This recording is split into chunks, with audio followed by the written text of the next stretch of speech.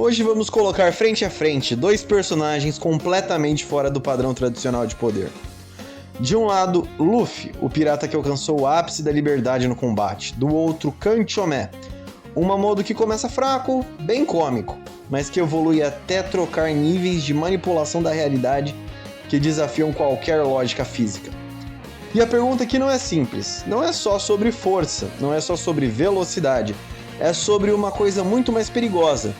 O que acontece quando um poder baseado em vontade encontra um poder baseado em distorção da percepção e da realidade?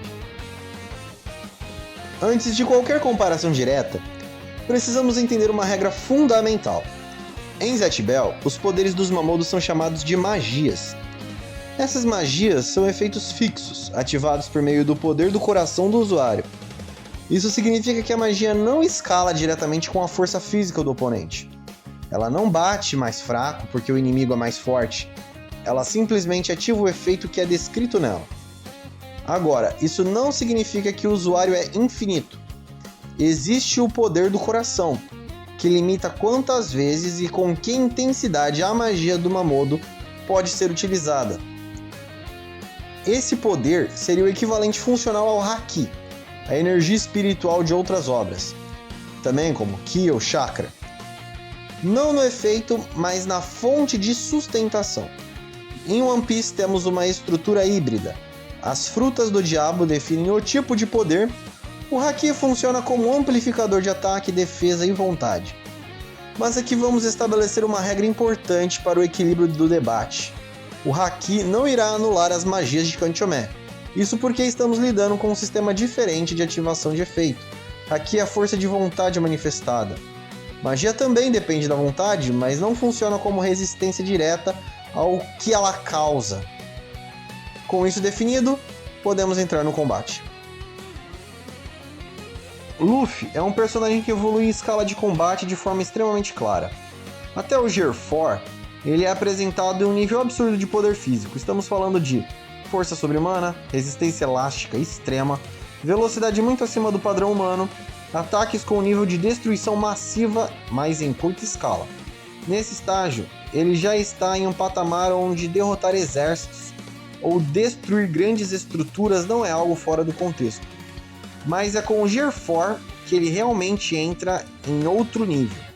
Aqui seus ataques se tornam explosivos, com pressão de Haki com elasticidade, impacto concentrado e uma pressão física que poucos conseguem lidar. A velocidade dele também escala muito acima do comum, chegando a níveis onde reações humanas normais simplesmente não acompanham. E então vem o ponto mais importante, o Gear 5. No Gear 5, Luffy deixa de ser apenas um lutador físico e se torna algo mais próximo de uma entidade de liberdade absoluta dentro do combate. Ele altera o ambiente, distorce o próprio corpo e cria interações quase cartunescas com a realidade ao redor. Não é exatamente manipulação da realidade total, mas uma quebra consistente das regras físicas normais de combate. Agora vamos para o outro lado. O Kanchomé começa com um personagem extremamente fraco. No início, suas habilidades são quase irrelevantes em contexto direto. Mas o ponto mais importante é que suas habilidades não foram feitas para confronto físico direto. Elas são baseadas em distorção, engano e manipulação da percepção. Então suas magias principais temos Poruku, Dika Poruku, Ko Poruku, Jima Poruku, Fousu Poruku, Miriararu Poruku, Mo Poruku e Shin Poruku. Ou seja, enquanto Luffy evolui para força e liberdade, Kanchomé evolui para controle e percepção da realidade subjetiva. No estado base, não existe discussão real. Luffy é absurdamente superior em todos os aspectos físicos. Ele é mais rápido, mais forte, mais resistente, mais experiente em combate direto. Kanchomé nesse nível não tem condições de vencer.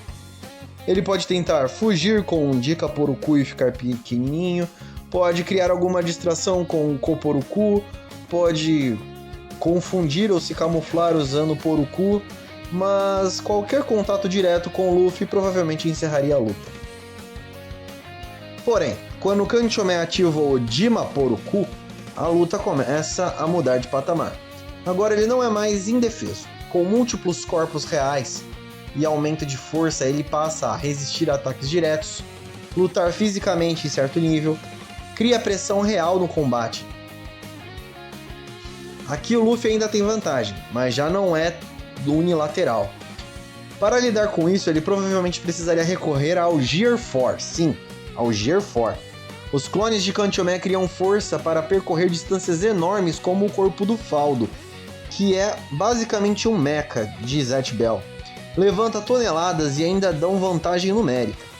Mesmo assim, Kanchomé começa a entrar no território de ameaça real, mas não é mais forte que o Gear 4. Agora, a luta realmente começa a ficar complicada com as magias mais poderosas de Kanchomé versus o Gear 5. O Gear 5 dá a Luffy liberdade absoluta.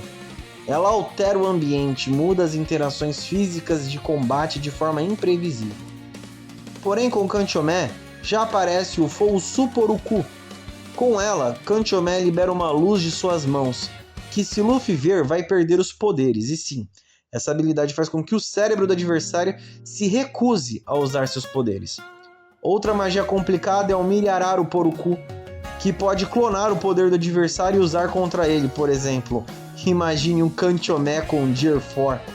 Não gera dano físico, mas dano psicológico no oponente, sendo que ela só funciona se for usada na mesma pessoa que soltou o poder. E também temos o Moporuku, que faz o Kanchomé ganhar uma boca de pato gigante, engolir e depois cuspir o adversário. O inimigo passa a ser controlado mentalmente por Kanchomé. Mas o mais quebrado mesmo é o Shinporuku, a magia mais poderosa de Kanchomé.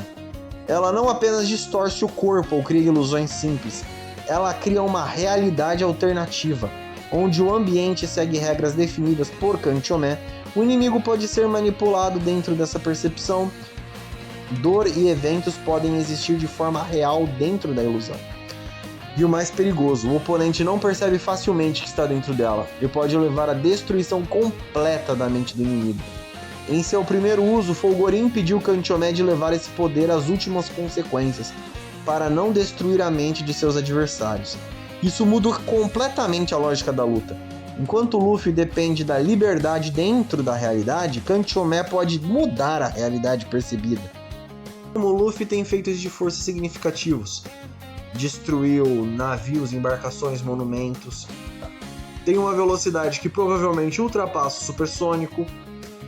Porém, os poderes de Luffy ainda têm uma limitação física da realidade, enquanto Kanchomé distorce a realidade. Isso acaba dificultando muito uma resposta absoluta. Se a luta for decidida rapidamente, antes de qualquer ativação avançada de Kanchomé, Luffy vence na maioria dos cenários. Sua velocidade, força e capacidade de finalização são muito superiores e muito provavelmente a luta acabaria antes que Kanchomé conseguisse usar uma magia muito forte.